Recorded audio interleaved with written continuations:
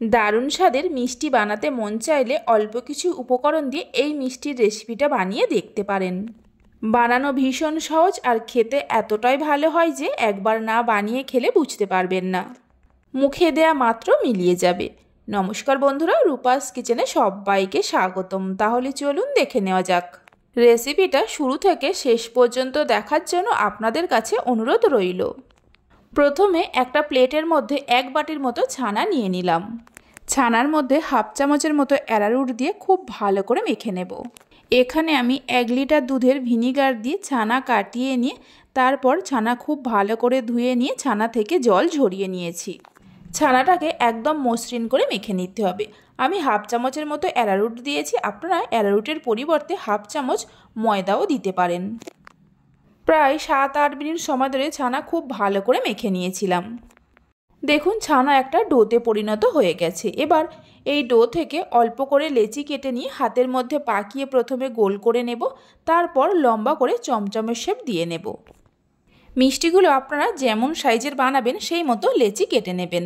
এখানে আমি মিডিয়াম সাইজের মিষ্টিগুলো বানাচ্ছি। একটা চমচম মিষ্টির শেপ দিয়ে নেওয়া হয়ে গেছে। এইভাবে করে সবগুলোকে তৈরি করে নেব। চমচম মিষ্টিগুলো তৈরি করার সময় খেয়াল রাখতে হবে মিষ্টির গায়ে কোনো রকম ফাটা ফাটা দাগ না থাকে। যদি ফাটা ফাটা দাগ থাকে তাহলে আরও কিছুক্ষণ সময় ধরে ছানা মেখে নিতে হবে।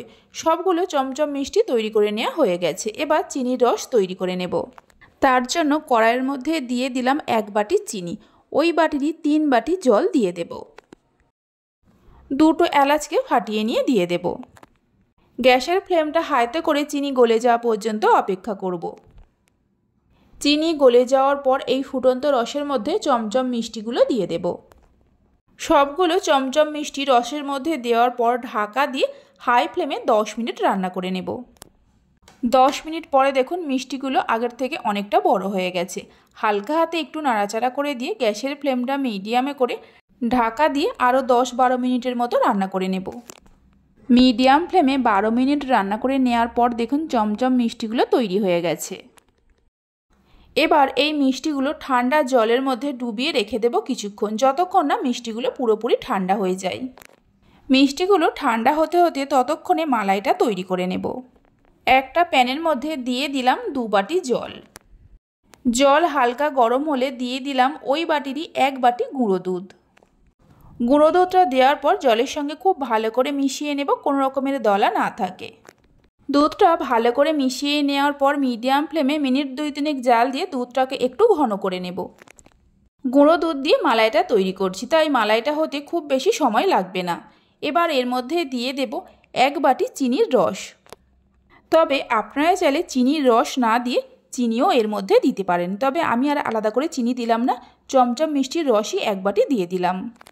রসটা দেওয়ার পর মিশিয়ে নিয়ে হাই ফ্লেমে 4-5 মিনিটের মতো জাল দিয়ে একটু ঘন করে নেব। 5 মিনিটের মতো জাল দিয়ে নিয়েছিলাম। দেখুন দুধ আগের থেকে অনেকটা ঘন হয়ে গেছে, মানে মালাই পরিণত হয়ে গেছে। গ্যাসের ফ্লেমটা একদম লোতে করে মালাইটা বসিয়ে রেখে দিয়ে এদিকে যে চমচম মিষ্টিগুলো জলের মধ্যে ঠান্ডা হতে রেখে দিয়েছিলাম ভালোভাবে ঠান্ডা হয়ে গেছে। চমচম মিষ্টি থেকে খুব ভালো করে জল ঝরিয়ে নিতে হবে। অবশ্যই খুব ভালো করে জল ঝরাতে হবে, তা না হলে চমচম মিষ্টির মধ্যে মালাই ভালোভাবে ঢুকবে না। মিষ্টিগুলোর থেকে ভালো করে জল ঝরিয়ে নেওয়ার পর মালাইয়ের মধ্যে দিয়ে দেব। মালাইয়ের মধ্যে মিষ্টিগুলো দেওয়ার পর মিডিয়াম ফ্লেমে মিনিট 2-3 রান্না করে নিতে হবে। যদি ভালো লেগে থাকে এইভাবে একবার মিষ্টির রেসিপিটা বানিয়ে দেখতে পারেন। এই মিষ্টি যাকেই বানিয়ে খাওয়াবেন আপনার প্রশংসা করতে বাধ্য হবে। 2-3 মিনিটের মতো রান্না করে নিয়েছিলাম। গ্যাসের ফ্লেমটা বন্ধ করে দিয়ে ঢাকা দিয়ে কিছুক্ষণ রেখে দেব। 15 মিনিট পরে দেখাচ্ছি, দেখুন মালাইটা আগের থেকে অনেকটা ঘন হয়ে গেছে। রেসিপি ভালো লেগে থাকলে লাইক, শেয়ার ও সাবস্ক্রাইব করে পাশে থাকবেন। এই মিষ্টিগুলো বানানো যেমন সহজ আর খেতে দোকানের থেকেও ভালো হয়। একটা চমচম মিষ্টিকে আমি কেটে নিয়েও দেখিয়ে দিচ্ছি, দেখুন কতটা নরম তুলতুলে হয়েছে, মুখে দেয়া মাত্র মিলিয়ে যাবে। তাহলে চলুন ভিডিওটা আমি এখানেই শেষ করছি। আপনারা সবাই ভালো থাকবেন, সুস্থ থাকবেন। ধন্যবাদ।